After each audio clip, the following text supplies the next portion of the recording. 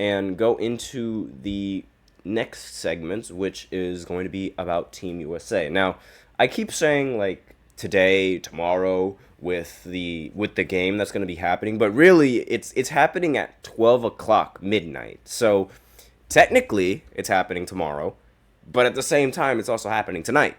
So whichever one of you guys want to call it, but they're going to be playing in Abu Dhabi, which is why the game is being scheduled so late at 12 o'clock.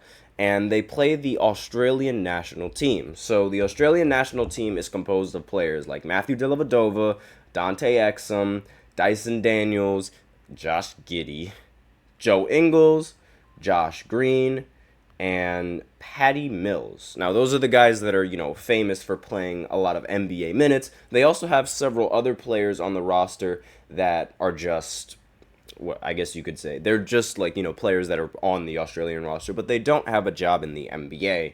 So there's no real, I'll bring attention to them. There's Will McNay, Jack McVeigh, Duop Reith, let's see, there's Nick Kay, Jock Landale, and who else? Who else? And that's pretty much it in terms of the players that aren't in the NBA. So it's like they have, well, they don't really have, I guess you could say, superstar talent like Team USA.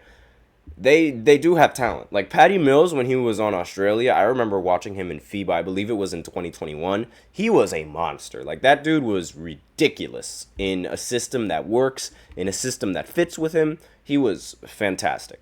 Now, obviously, I'm here to talk about Team USA more than I am to talk about Australia, and there is going to be a starting lineup change. Now, for one, Anthony Edwards is expected to start in this game, so I'm assuming he's going to start over Devin Booker, because I think that is a much better idea than to have Devin Booker in the starting lineup. They actually have a defender, a competent defender that can also play some really good offense. And Anthony Edwards is also going to play alongside, Jason Tatum, who was another player that came off of the bench in the previous game, and he had some really good production coming in off of the bench.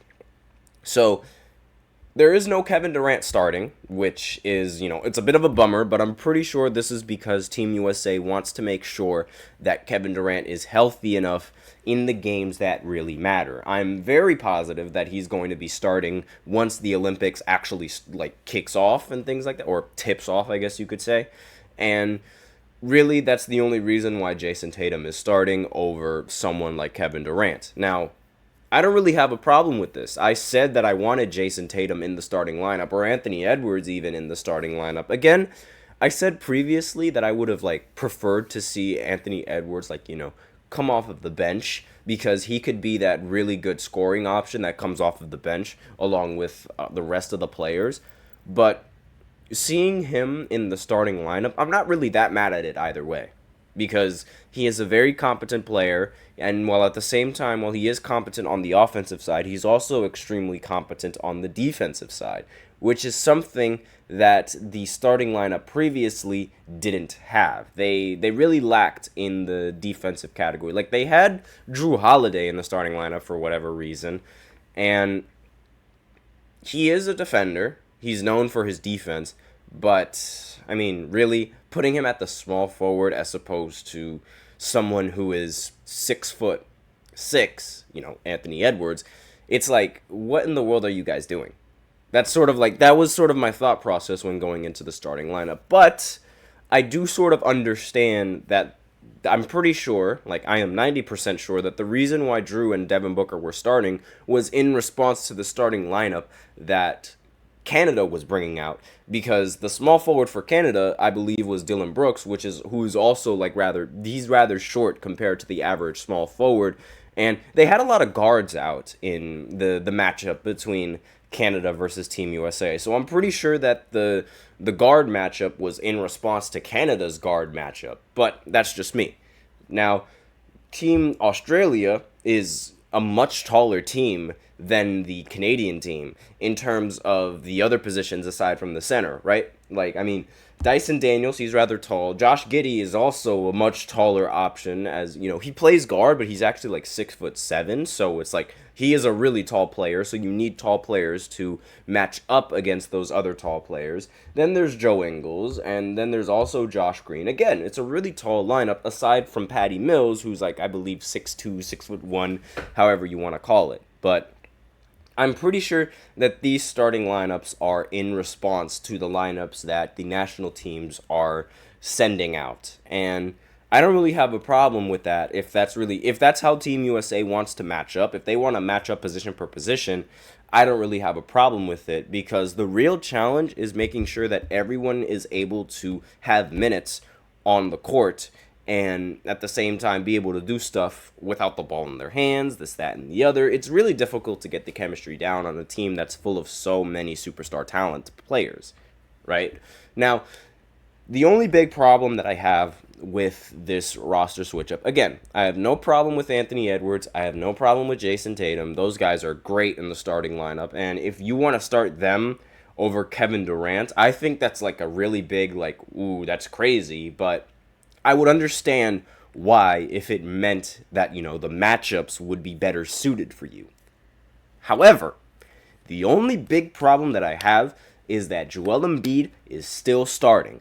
I don't know why Joel Embiid is still starting after his horrible performance that he had in the first game. Like, the other two guards, I understand why. Like, Drew Holiday and Devin Booker, I understand why you're benching them for someone like Jason Tatum and Anthony Edwards, especially when you take into consideration the roster that they're going up against. But why is Joel Embiid starting? Now, a lot of people are going to be like, oh, because he's the best center in the league. It doesn't matter if you're the best center in a league that helps you. Like, I'm sorry to say it, but Joel Embiid gets aided a lot in the NBA by these referees. In fact, there was a clip that I saw, as I was watching the game as well, there was also a clip that I saw where Joel Embiid, he literally does this when he's trying to shoot the ball, and guess what? The ref doesn't blow his whistle, and he's complaining, and I'm just like, why? Why are you bothering trying to get a foul? Just go for a bucket. You're so much he was so much taller than everyone else on the Canadian team, and he just wasn't taking advantage of his size. He wasn't shooting over the defenders like we see him usually do. He was trying to go for fouls. Like, why are you doing that? Why are you doing that? And not to mention, the second Anthony Davis stepped onto the court, Team USA played far better than when Joel Embiid was on the court. Like, the impact was almost immediately when Anthony Davis stepped foot on the court. Like, he put up a double-double despite, you know, coming off of the bench. Meanwhile, Joel Embiid fouled out despite being a starter.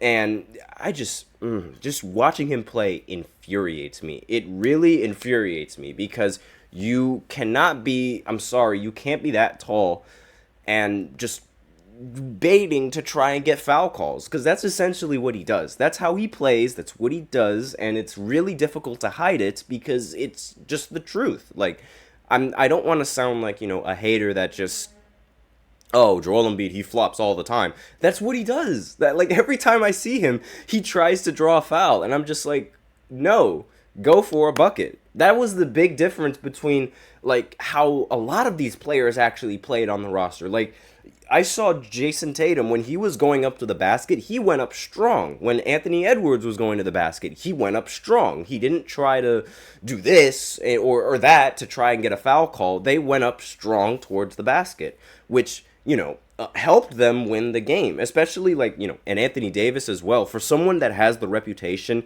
of, you know, being made out of glass, that's what a lot of people say about Anthony Davis. I personally don't think that, but a lot of people say that about him.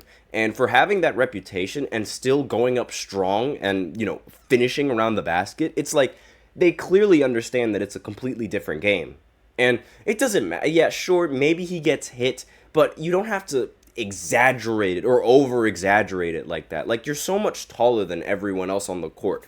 Why are you over-exaggerating that? But that's just enough with the Embiid, like, talk, because, like, I really don't feel like he should be in the starting lineup. But let me know what you guys think in the comments. Do you think that Joel Embiid in the starting lineup is fine, or do you think that he should be replaced, like how I think he should be replaced, with Anthony Davis? Because on top of his play style and his foul baiting just not being something that I like watching, his overall play style, like his isolation type of play style, I don't think it's that effective. I mean, we rarely see Joel Embiid run off of a pick and roll. Most of the time, when he runs a screen and he sets a screen, he tries to get the switch and he tries to go into the post. Now, there's nothing wrong with going into the post, but with a roster that's constructed like this, that has so many players that are just, incredibly difficult to guard, it only makes sense that the big man would try to pick and try to roll, because it would create better looks for themselves going towards the basket, as well as better looks for their teammates when the help coverage comes. Because I noticed it the second Anthony Edwards and AD were on the court. Anthony Edwards was, demanding double coverage because he's such an efficient scorer in the mid-range, and it drawed so much attention to him that Anthony Davis was wide open in the paint. Like, obviously, that's not going to happen every single play, but I really think that play style better helps the rest of the players on the roster that can do a lot with the ball, as opposed to just giving it to Joel Embiid and just pray to God, that he, gets something out of that basket, like gets a basket out of the offense that he generates, and hope to God that he gets a foul, because that's really like, I don't like it. But aside from that, we are out of time for this second segment. So now we will go ahead and go into the third segment, which is going to be about Darius Garland and some more Cavs drama, because Darius finally addresses some of the trade rumors that were going around over the season. I'll do a little recap of exactly what was going on right after this short break, so be sure to stay tuned. Looking for your daily fix of sports talk without having to pay for it? GSMC Sports Network is available on YouTube. Just search GSMC Sports Network. Get your fix of daily sports talk shows on YouTube, absolutely free. NFL, college football, NBA, MLB, MMA, UFC, fantasy football, and so much more. GSMC Sports Network has shows running all day long, with new sports shows starting every 2 hours. Just like on your favorite cable sports channel, except GSMC Sports Network is absolutely free. Just search GSMC Sports Network on YouTube to catch one of your new favorite shows, like the GSMC College Football Podcast, Chip Shot Football Podcast, Hoops and Heels Women's Sports Podcast, GSMC Basketball Podcast, and so many more. Check it out for yourself. GSMC Sports Network, now available on YouTube absolutely free. Search GSMC Sports Network on YouTube right now.